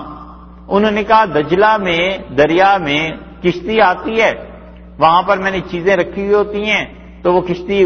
خود بخود انہیں اٹھاتی ہے اور دوسرے کنارے پر لے جاتی ہے، وہاں خود بخود اتر جاتی ہیں، تو کشتیاں تو اس طرح چل رہی ہیں۔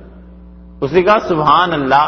آپ کیسی بات کرتے ہیں، کشتیاں ایسے ہی چلتی ہیں؟ انہوں نے کہا کیوں، پوری کشتی نہیں چل سکتی؟ ان کا نہیں۔ اس سے تو امام صاحب رحمۃ اللہ نے فرمایا دنیا اگر چل سکتی ہے ساری بغیر خدا کے، تو ایک کشتی دجلہ میں ایک جگہ سے دوسری جگہ کیوں نہیں جا سکتی؟ تو اسے احساس ہوا کہ امام صاحب رحمۃ اللہ علیہ نے مجھے عقل سے جواب دیا۔ بہت سی چیزیں ایسی۔ ایک آدمی نے ان سے اصرار کیا اور کہنے لگا کہ آپ یہ بتائیے کہ غیبت کس کی کرنی چاہیے؟ تو امام صاحب رحمۃ اللہ نے منع فرمایا مجھے کسی کی بھی نہیں کرنی چاہیے، اس کا مجھے بڑا شوق ہے کہ کسی کو پیٹھ پیچھے برا بھلا کہوں۔ تو امام صاحب رحمۃ اللہ نے فرمایا پھر غیبت ہی اگر کسی کی کرنی ہو تو اپنی والدہ کی کرنی چاہیے۔ اس نے کہا ماں کی غیبت کروں؟ تو فرمایا ہاں نیکیاں گھر میں ہی رہیں گی نا، باہر نہیں جائیں گی۔ والدہ کو فائدہ ہو جائے گا اس سے، پھر اس کی تسلی ہو گئی ایسے جواب سے۔ یہی چیزیں ہوتی ہیں مناظروں میں، ایسی بےہودگیاں ہوتی ہیں کہ اس کا جواب عقلاً دیتے ہیں۔ اسی لیے اتنے یہ حنفی فقہا مناظرے کرتے تھے کہ محدثین نے ان کا نام ہی اصحاب الرائے رکھ دیا، یعنی وہ لوگ جو اپنی رائے اور عقل کے مطابق فتویٰ دیتے ہیں۔ جب کوئی آتا تھا اور عقل کی بات کرتا تھا تو محدثین کہتے تھے اچھا تم اصحاب رائے میں سے ہو، عقل والوں میں سے ہو، تم ان کے گروہ سے تعلق رکھتے ہو۔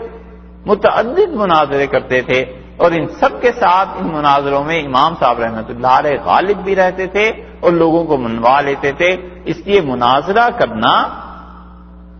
تاکہ اس کے ذریعے حق کا اظہار ہو جائے، یہ بہت اچھی بات ہے، لیکن مناظرہ بس اسی حد تک رہے کہ حق کا اظہار ہو جائے۔ باقی اس میں جب اپنا نفس شامل ہو جاتا ہے اور آدمی اپنی بات پہ اڑ جاتا ہے تو یہاں سے چل کے خرابی پیدا ہو جاتی ہے۔ وگرنہ رسول اللہ صلی اللہ علیہ وسلم کے دور میں بھی لوگ آتے تھے اور اسلام کے لیے پوچھتے تھے، اور صحابہ کرام رضی اللہ عنہم اسلام کی حقانیت کو ثابت کرنے کے لیے عقل سے بھی دلائل دیتے تھے۔ بہت سی چیزیں تھیں ایسی جو عقلی طور پر صحابہ کرام رضی اللہ عنہم نے حل کی ہیں، یہی چیز تابعین میں تھی۔ اور امام ابو حنیفہ رحمۃ اللہ علیہ سے لوگ مناظرہ کرتے تھے تو امام صاحب رحمۃ اللہ علیہ بالعموم عقلی جواب دیتے تھے، کیونکہ کتاب و سنت سے جواب تو پہلے ہی اس کا منکر ہے، تو اس کو سمجھایا کیسے جائے، وہ عقل سے سمجھاتے تھے۔ امام صاحب رحمۃ اللہ علیہ کے پاس ایک خارجی آیا اور وہ حضرت علی رضی اللہ عنہ کے بہت خلاف کفر کا قائل تھا علیاذ باللہ،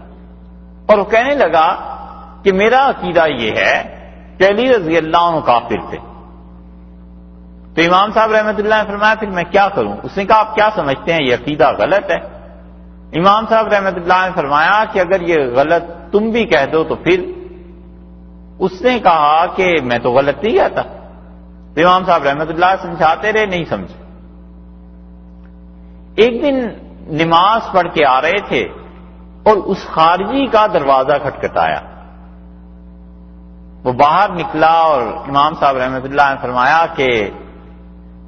میں حاضر ہوا تھا کسی خاص مسئلے میں۔ تو بڑا حیران ہوا، امام صاحب رحمۃ اللہ علیہ کہیں جاتے نہیں تھے، اس نے بڑی عزت اپنی سمجھی اور کہا حضرت تشریف رکھیں۔ کہنے کے وہ بس اتنی بات تھی کہ آپ نے دیکھا ہوگا صاحبزادی آپ کی بیٹی، ان کا رشتہ نہیں آج کل ہو رہا، تو فلاں جگہ ایک رشتہ میں نے دیکھا ہے، اگر آپ مناسب سمجھے تو کر لیں۔ تو بڑا خوش ہوا، اس نے کہا جی ضرور، آپ لڑکا دکھا دیں۔ امام صاحب رحمۃ اللہ فرمایا لڑکا یہ کام کرتا ہے، ایسا ہے ایسا ہے ایسا ہے، کافی تعریفیں کی۔ تو اس نے کہا سبحان اللہ، اتنا اچھا اگر لڑکا ہے تو حضرت آپ خدا کراتے، مجھ سے پوچھنے کی کیا ضرورت تھی، میری بیٹی جیسے آپ کی بیٹی۔ تو امام صاحب رحمۃ اللہ نے فرمایا اور تو سب چیزیں ٹھیک ہیں مگر ہے وہ کافر۔ وہ اچھل پڑا، اس نے کہا آپ یہ کیا بات کرتے ہیں، مذاق کرتے ہیں میرے ساتھ؟ آپ کو نہیں پتا ہم مسلمان ہیں، میری بیٹی مسلمان ہے؟ امام صاحب رحمۃ اللہ نے کہا کوئی گھبرانے کی بات نہیں ہے، اگر رسول اللہ صلی اللہ علیہ وسلم اپنی بیٹی کا رشتہ علی رضی اللہ عنہ سے کر سکتے ہیں جنہیں تم کافر کہتے ہو، تو میں اگر یہ بات کروں تو پھر کون سی ایسی بات ہے؟ چپ ہو گیا، اور اسے اندازہ ہوا کہ اس دن کا جواب امام صاحب رحمۃ اللہ علیہ نے دیا ہے، اور اسے سمجھایا کہ سیدنا علی رضی اللہ عنہ کو اس طرح کہنا یہ خود تمہارا اپنا ایمان اس سے برباد ہوتا ہے۔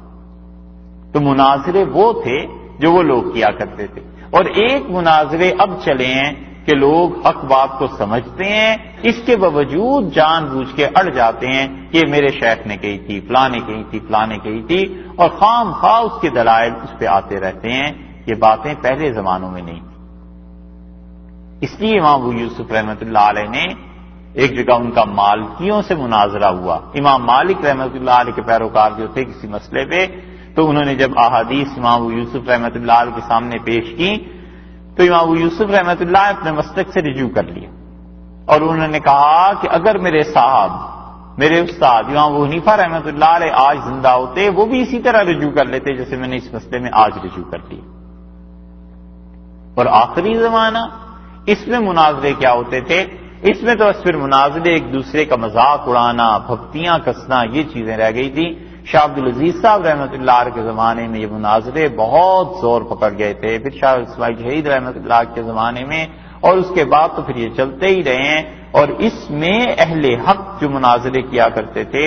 وہ پھر زیادہ ان کا اخلاص اس وقت ظاہر ہوا جب مرزائیوں کے ساتھ مناظرے شروع ہوئے، اور قادیانیوں پر انہوں نے ثابت کیا کہ رسول اللہ صلی اللہ علیہ وسلم ان کی نبوت آخری تھی، ختم ہو گئی نبوت، اس کے بعد نہیں چلی، لیکن قادیانی سمجھ جانے کے باوجود نہیں مانی۔ اسے بھی عقل تھی، سمجھ اس کی بھی آ گئی کہ یہ جو چیز ہے حق یہی ہے، مگر مانتے نہیں تھے، پیسے کی وجہ سے، دولت، عہدہ، یہ وہ جو بھی چیزیں تھیں، مانتے نہیں تھے۔ ان کے زمانے میں اب دیکھو ایک مناظرہ ہوا، اور مرزا غلام احمد قادیانی خود زندہ تھا۔ ایک اخبار نکلتا تھا کلکتہ سے یا بہار سے، نواب صاحب اخبار نکالتے تھے، تو نواب جو تھے ان کو تو شوق ہوتا تھا نا کہ ہمارا نام ایسے ہو جائے، بہت سے کھانے نوابوں ہی کے ناموں پہ ہیں۔ یہ باقر خان صاحب تھے، انہوں نے ہندوستان میں شروع کی تھی، تو انہوں نے اپنے نام کی وجہ سے باقر خانی اسے کر دیا تاکہ ان کا نام زندہ رہے۔ باقر خانی تو اب تک باقی ہے، اور باقر خان صاحب کو کوئی جانتا نہیں۔ تو انہوں نے اخبار نکلوایا، پیسے ایسے دیے، خرچ کیے، تو ان کے اخبار کا نام تھا جعفر زٹلی، جعفر نام سے اخبار نکلتا تھا۔ اور غلام احمد قادیانی جو اخبار تھا ان کا، یہ اپنا اخبار چھاپتے رہتے تھے، تو ایک وہ اخبار ان کے خلاف ہمیشہ لکھتا رہتا تھا، ایک یہ اس کے خلاف ہمیشہ لکھتے رہتے تھے۔ تو ایک وقت ایسا آیا کہ غلام احمد قادیانی اپنے الہام ہمیشہ چھاپتا تھا اخباروں میں۔ اس نے کہا مجھے رات اللہ تعالیٰ نے الہام فرمایا ہے کہ محمدی بیگم تمہارے نکاح میں آ جائے گی، تمہارے خاندان کی فلاں عورت جس کا نام محمدی ہے وہ تمہارے نکاح میں آ جائے گی۔ اگلے دن جو ادھر سے اخبار آیا تو انہوں نے کہا ہم صاف بتاتے ہیں مسلمانوں کو کہ مرزا غلام احمد قادیانی جھوٹ بولتا ہے، محمدی بیگم اس کے نکاح میں نہیں آئیں گی۔ اور چانسز تو اس بات کے تھے کیونکہ لڑکی کی ابھی شادی نہیں ہوئی تھی، یہ نکاح کر سکتا تھا، اور وہ بھی رشتہ داروں میں۔ تو اس نے پیغام بھجوا دیا، لڑکی والوں نے نہ کر دی۔ پھر اس نے پیغام بھجوایا، پھر اپنی بہو کو بیچ میں ڈالا، پھر اتنا مسئلہ بڑھ گیا کہ اس نے بہو سے کہا میں تمہیں طلاق دلوا دوں گا اپنے بیٹے سے، یہ میری شادی کرواؤ وہاں۔ وہ شادی نہ ہونی تھی، نہ ہوئی۔ اور خط لکھا غلام احمد قادیانی نے کہ کیا میں چوڑا اور چمار تھا کہ آپ نے اپنی بیٹی مجھے دینے سے انکار کر دیا۔ اتنے خراب لفظوں کے باوجود انہوں نے رشتہ نہیں کیا، اور رشتہ کہیں اور ہو گیا۔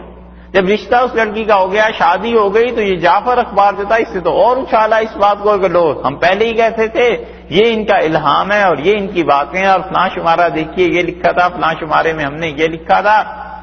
بہت زیادہ سبکی ہوئی، اور جعفر نے اخبار نے بڑا ان کا مذاق اڑایا۔ لوگ بھی ایسی چٹپٹی خبروں کو پڑھتے ہی تھے، اور اب بھی پڑھتے ہیں، اخبار ہوتے ہی اس چیز کا نام ہے۔ ہم سے ایک صحافی دوست تھے، وہ ملے اور کہنے لگے کہ کوئی خبر، ہم نے کہا خبر ایک تو ہوتی ہے فقہا کی اور ایک ہوتی ہے شہادت، تو تم تو خبریں ڈھونڈتے ہو، شہادتیں ڈھونڈتے ہو۔ کہنے لگے شہادت تو تم ڈھونڈتے ہو کہ بات بالکل سچی ہونی چاہیے، اور خبر کا مطلب یہ ہے کہ اس میں سچ بھی ہے جھوٹ بھی۔ ہم نے کہا بالکل ٹھیک۔ کہنے لگے خبر کی قسم وہ ہے جو صحافیوں کی خبر ہوتی ہے۔ ہم نے کہا بھائی وہ کون سی قسم ہے؟ اس نے کہا ہمارے ہاں خبر یہ نہیں ہے کہ آج گلی محلے فلاں جگہ پہ ایک کتے نے فلاں آدمی کو کاٹ لیا، یہ بھی کوئی خبر ہے؟ خبر تو یہ ہے کہ فلاں گلی فلاں محلے میں ایک آدمی نے کتے کو کاٹ لیا، خبر یہ ہوتی ہے جس سے سنسنی پھیلے، لوگ ہماری طرف آئے۔ تو جعفر اخبار نے خوب اچھالا، اس سے کہا محمدی بیگم اس کا نکاح دیکھ لو، فلاں جگہ ہو گیا، شادی ہو گئی۔ غلام احمد قادیانی جہاں پیچھے ہٹنے والا تھا، اس نے کچھ ہی دن بعد پھر چھاپ دیا۔ اس نے کہا اللہ تعالیٰ نے مجھے نئی وحی کی ہے، اور اللہ نے کہا ہے کہ وہ مر جائے گا اس کا شوہر، اور پھر وہ لڑکی مرنے کے بعد عدت گزار کے تمہارے نکاح میں آ جائے گی۔ جعفر اخبار تو مناظرے میں لگا ہوا تھا، اس نے کہا کہ ہم آپ کو سناتے ہیں ان کا قصہ، رات انہیں الہام ہوا ہے کہ وہ آدمی جو ہے مرے گا اور محمدی بیگم اس کے نکاح میں آ جائیں گی. تو ہمیں بھی الہام ہوا ہے رات، اور اللہ تعالیٰ نے فرمایا ہے کہ ان قریب غلام احمد قادیانی مر جائے گا اور اس کی موجودہ بیوی تیرے نکاح میں آ جائے گی.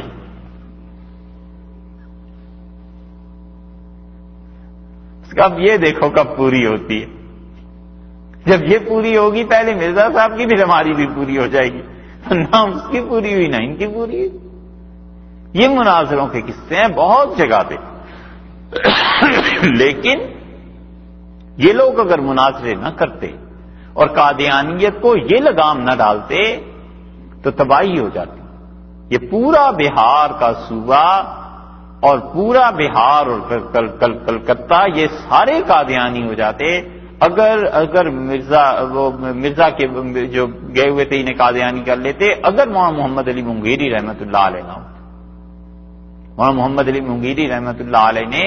جب قادیانیت کا غلبہ وہاں ہونا شروع ہوا ہے تو انہوں نے گویا کمر باندھ لی اس پہ کہ قادیانیوں کا رد کرنا ہے. وہ خلیفہ تھے مولانا فضل الرحمان گنج مراد آبادی رحمۃ اللہ علیہ کے، اور انہوں نے کہا اتنا لکھو اتنا لکھو اتنا قادیانیوں کے خلاف لکھو کہ ہر مسلمان جب صبح اٹھے تو اس کے پاس 2-4 صفحے پڑے ہوئے ہونے چاہیے جس میں قادیانیت کا رد ہو. اتنا کام کیا اور محمد علی صاحب منگیری رحمۃ اللہ علیہ. جاہل تھے مسلمان، تعلیم تھی نہیں، اس لیے قادیانی ہر حربہ استعمال کرتے تھے کہ کسی طرح لوگوں کو قادیانی بنائے. ایک صاحب تھے جانباز مرزا، ان کو ہم نے دیکھا ہے، ہم نے دیکھا اپنے بچپن میں ہی.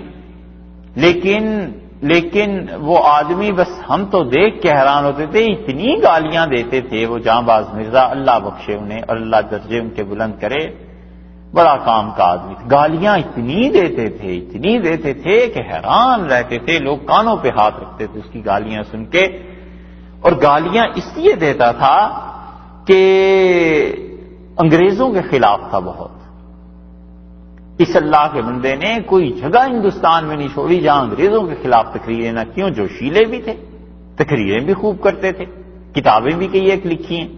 احرار جو تھے ایک جماعت ہندوستان میں، اس کے بہت بڑے لوگوں میں سے یہ تھے. تو انگریز اتنا ظلم ان پہ کرتا تھا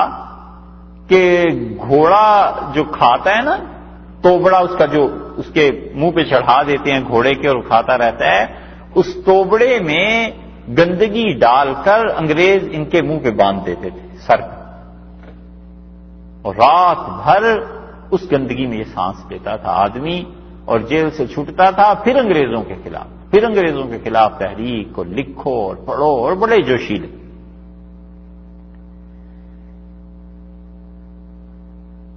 طاعون کی وبا پھیلی اور بخار پھیلا ہندوستان میں، اور قادیان جو تھا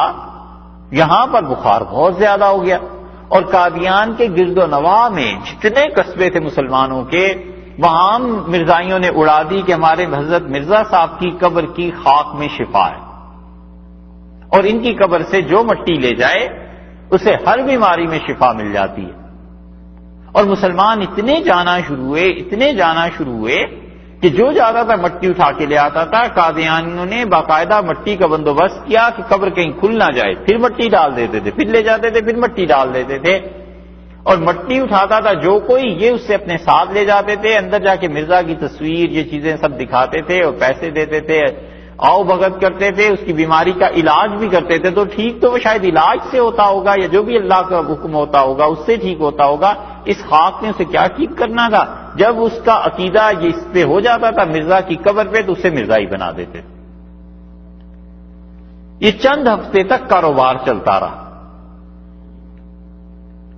اور ایک دن یہ اپنے دوستوں کو لے کے چلا گیا. ہے ذرا سی ایسی بات، لیکن یہ انہوں نے قادیانیوں کے خلاف اس طرح ان لوگوں نے کام کیا ہے، تب جا کر مسلمانوں کو ہوش آیا. نہیں تو قادیانی تو لے ڈوبتے علیاذ باللہ. اور جا کر بیٹھ گیا مرزا غلام احمد قادیانی کی قبر پہ. بہت سے مرزائی کھڑے تھے، اس کے بھی دوست تھے. اور بیٹھ کے اس نے پیشاب کرنا شروع کر دیا. تو مرزائی چیخے، ان کا رہے کیا کرتے ہو، کیا کرتے ہو؟ اس کا چپ کرو، کیا کرتا ہوں. دوست جو تھے یہ تو پہلے سے پلان بنا ہوا تھا، ان دوستوں نے مرزائیوں کو پکڑ لیا، ان کا بالکل نہ جانا وہ بڑا مسئلہ ہے، بالکل نہ جانا۔ وہ جب بالکل اچھی طرح فارغ ہوا اور اس کے بعد مرزا قادیانی کی قبر کی جو مٹی تھی اسے بھی استعمال کرتا رہا، اس پہ لیٹ بھی گیا، پھر اٹھ کے شلوار اپنی باندھ دی، پھر چل پڑا۔ انہوں نے کہا ظالم یہ کیا کیا، یہ تو نبی تھے۔ اس نے کہا میں نے کچھ نہیں کیا، تم نے کہا تھا ہر ایک مرض کی شفا اس میں ہے، تو آج کل مجھے جنسی بیماریاں لگ گئی ہیں، اس لیے میں نے یہ حرکت کر لی، مجھے یہ کرنا تھا۔ مرزائی سر پیٹتے رہ گئے اور چل پڑے، اور مار وار بھی انہوں نے کھائی۔ یہ سب چیزیں کیوں ہوئی اتنی زیادہ؟ اس لیے عرض کیا آپ سے کہ مناظروں میں جب ایسی گفتگو اور ایسی چیزیں آتی ہیں تو ایک تو وہ لوگ ہوتے ہیں جو اپنے دشمنوں کے مقابلے میں اڑ جاتے ہیں اور حق بات نہیں مانتے، اور ایک عوام کو سمجھانا ہوتا ہے، تو عوام کو سمجھانے کا پھر یہی طریقہ ہے۔ اس طرح قادیانیوں کے رد لوگوں نے کیے، اور اس طرح جا کر یہ چیزیں قابو میں آئیں۔ اور اس سے بھی کہیں زیادہ یہ جو بات ہے، اس سے بھی کم سے کم 100 گنا زیادہ شاہ عبدالعزیز صاحب محدث دہلوی رحمۃ اللہ علیہ کو دیکھنا پڑا۔ شاہ صاحب رحمۃ اللہ علیہ کے زمانے میں ہندوستان کی جو حالت بگڑی تھی، اور خاص طور پہ وحدت الوجود کے جو داعی تھے، ان لوگوں نے جو حالت بگاڑ دی تھی، شاہ صاحب رحمۃ اللہ علیہ بار بار مناظرے کرتے تھے، شاہ عبدالعزیز صاحب رحمۃ اللہ علیہ بار بار جا کے سمجھاتے تھے، اور شہدے دہلی کے اور دہلی کے گمراہ لوگ مسلمانوں کو ایسے ہی خراب کرتے تھے۔ اس زمانے میں اکثر لوگ شیعہ ہو گئے، دین کی قید اٹھ گئی، دین کی پابندی اٹھ گئی، اور اکثر لوگ شیعہ ہو گئے۔ شاہ عبدالعزیز صاحب رحمۃ اللہ علیہ کو بڑا اس میں کام کرنا پڑا، اور شاہ صاحب رحمۃ اللہ علیہ کو ایسے ہی نہیں لوگوں نے جان سے مارنے کی دھمکیاں دے دی تھیں۔ شاہ عبدالعزیز صاحب رحمۃ اللہ علیہ جمع رہے، لوگ آتے تھے اور اتنے آزاد اوباش ہو گئے تھے، خاص طور پہ تصوف کے حلقے کے لوگ جو کہتے تھے کہ ہم صوفی ہیں، لیکن انہیں تصوف سے کیا مناسبت تھی، اور آ کر بالکل صاف ان بھائیوں سے کہتے تھے۔ دلی میں 22 خانقاہیں تھیں، اور ایک ایک شیخ وقت کے پاس جا کے کہتے تھے کہ ہم نے رنڈی رکھی ہے، شراب پینی ہے، پیسے دے دیں، اور اپنی عزت بچانے کے لیے بڑے بڑے مشائخ چپ کر کے پیسے حوالے کر دیتے تھے، کوئی نہیں بولتا تھا۔ شاہ عبدالعزیز صاحب رحمۃ اللہ علیہ چونکہ اللہ نے غلبہ دیا تھا، اور شاہ ولی اللہ رحمۃ اللہ علیہ کے بیٹے تھے، عزت اور احترام تھا، شاہ صاحب رحمۃ اللہ علیہ البتہ کچھ توقف کرتے تھے اور فرماتے تھے یہ پیسے دینا جائز نہیں ہے، ہم کیسے لوگوں کو حرام کھلائیں۔ اور شاہ صاحب رحمۃ اللہ علیہ کے پاس لوگ آتے تھے، شاہ عبدالعزیز صاحب کے پاس ایک وقت ایسا آیا کہ شاہ عبدالعزیز صاحب رحمۃ اللہ علیہ پیسے دینے لگے، لیکن اس موقع پہ ایک آدمی نے پھر بھی پیسے نہیں دیے اور ان خرافات میں حصہ نہیں لیا، وہ شاہ عبد القادر صاحب رحمۃ اللہ علیہ تھے، انہوں نے قرآن پاک کا ترجمہ کیا۔ مولانا اسماعیل شہید رحمۃ اللہ علیہ کہتے ہیں کہ اتنے ان گمراہوں کا زور بڑھ گیا کہ جس کو چاہتے تھے سرے عام روک کے پیسے مانگتے تھے، جو نہیں دیتا تھا اسے رسوا کرتے تھے، گالیاں دیتے تھے، مجمع میں اس کی توہین کرتے تھے۔ اور ہمارے حضرت کے پاس جب آتے تھے شاہ عبد القادر صاحب رحمۃ اللہ علیہ کے پاس، تو حضرت بس چپ ہو جاتے تھے، وہ بھی بیٹھا رہتا تھا، تھوڑی دیر کے بعد خالص اپنی نیت کر کے اس کو پیسے دیتے تھے اور فرماتے تھے یہ اپنے بچوں کے لیے مٹھائی لے جانا، اور یہ کہہ کے اسے پیسے دیتے تھے۔ یہ تقویٰ تھا، پتا تھا کہ اس پیسے نے جا کر وہی کام کرنا ہے، شراب پینی ہے، رنڈی رکھی ہوئی، جو کچھ بھی کیا ہوا ہے۔ یہ دہلی میں ایک گمراہ تھا۔ یہ دیکھو بات ایسی ہے، لیکن آپ کو اس لیے عرض کر رہے ہیں کہ آپ خود پڑھیں گے نا جب تاریخ کو تو آپ کو اندازہ ہوگا ہم نے کچھ مبالغے سے کام نہیں لیا، یہ حالات اتنے مسلمانوں کے خراب تھے، یہ تو اس خاندان نے قربانی دی، اللہ نے فضل کیا جو لوگوں میں علم آ گیا۔ بات ایسی ہے، دلی میں ایک گمراہ آ گیا اور اس کو غالباً صفائی نفس حاصل تھی، وہ لوگوں کو بتاتا تھا کہ تمہارے ساتھ یہ ہونے والا ہے، تمہارے ساتھ یہ ہونے والا ہے، لوگ اس کے معتقد ہو گئے، اور جب اس کا جی چاہتا تھا ننگا ہو کے سڑکوں پہ آ جاتا تھا، لیٹا رہتا تھا سڑک پہ، اور علیہ باللہ خدا کے لیے ایسے ایسے جملے کہتا تھا، رسالت کی توہین، قرآن کی توہین، اور مسلمان اس کے پیچھے بنے ہوئے ہیں، اور کرتا تھا لوگوں کو شیعہ کو، لوگوں کو گمراہ کر دیتا تھا۔ کوئی پوچھتا تھا کہ کیا بات ہے کہ ہمارے ہاں آج کل اولاد کا مسئلہ ہوا ہوا ہے، کہتا تھا تمہارے ہاں اولاد ہو جائے گی اس شرط پہ کہ تم شیخین کو، ابو بکر عمر کو گالیاں دو۔ لوگ گالیاں دینا شروع کرتے تھے، باقی تالیاں پیٹتے تھے جو اس کے ساتھ ہوتے تھے، کہتا تھا ہاں فلاں دن اولاد ہوگی، فلاں وقت میں ہو جائے گی، اور اس طرح ہو بھی جاتی تھی۔ دلی میں اس کا کاروبار اتنا بڑھ گیا کہ ہر وقت اس کے ساتھ 50-100 افراد رہتے تھے۔ تو وہاں اسماعیل شہید رحمت اللہ علیہ نے جا کر چچا سے کہا، شاہ عبدالعزیز صاحب رحمت اللہ علیہ سے، کہ اس کا فتنہ بہت بڑھ گیا ہے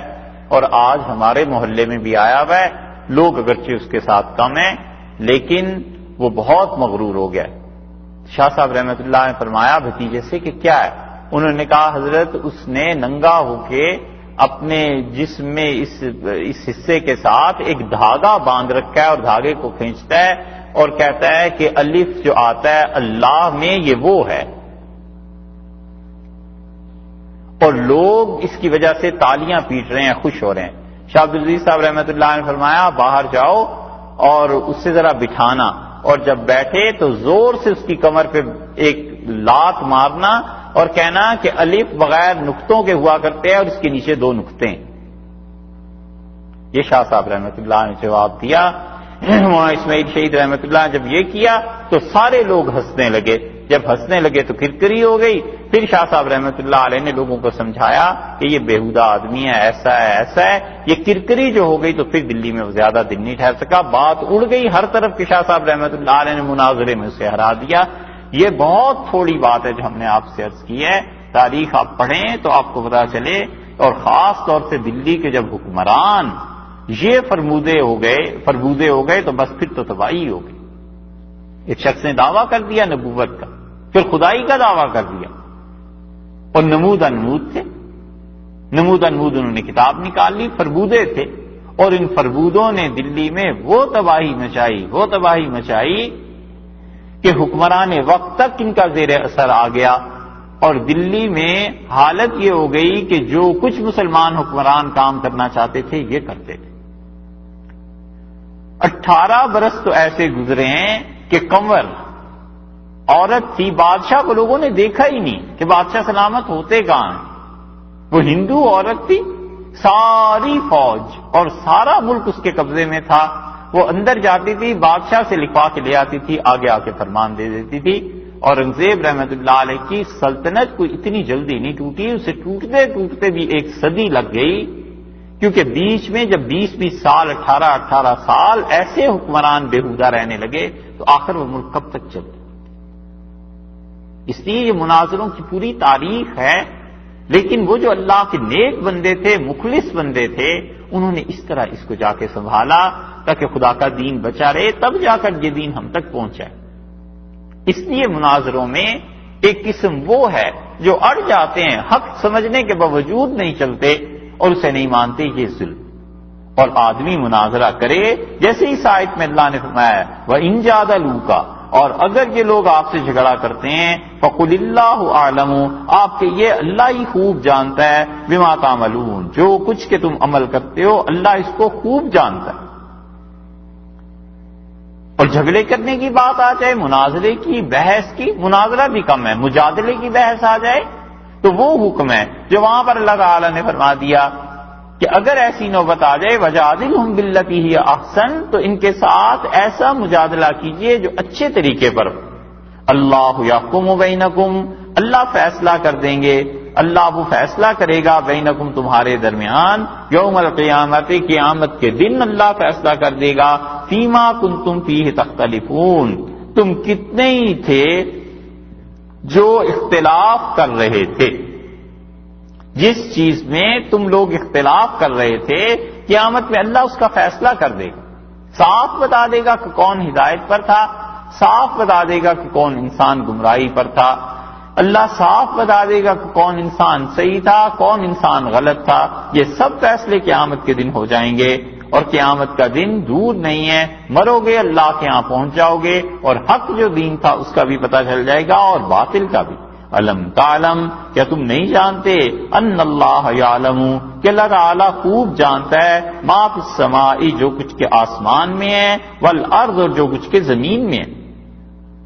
اللہ تعالیٰ ان تمام چیزوں کو جانتا ہے، جو کچھ کے آسمان میں اور جو کچھ کے زمین میں۔ آسمان میں کیا کیا چیزیں ہیں، فرشتے ہیں، ارواح ہیں، اللہ تعالیٰ کی ذات، اس کے فیصلے، یہ سب چیزیں اللہ ان میں سے ایک ایک چیز کو جانتا ہے اور خدا کے قبضے میں ہے۔ جب علم اس کا کامل ہے تو اللہ نے اپنے اس علم کے مطابق ایک کتاب لکھ دی، ان ذالک فی کتاب، اور یہ سب کچھ تمہارے کتاب میں محفوظ ہے، یعنی تمہارے لیے جو تحریر ہے وہ لوح محفوظ میں ہے۔ تو کتاب سے مراد کچھ مفسرین نے یہاں لوح محفوظ لی ہے، اور کچھ نے کہا کہ ان ذالک فی کتاب، یہ جو کچھ تم کرتے ہو، چونکہ اللہ کے علم میں یہ ساری کی ساری چیزیں ہیں، تو اللہ تعالیٰ نے اس کو رکھا ہے کتاب میں، یعنی تمہارے نامہ عمل میں۔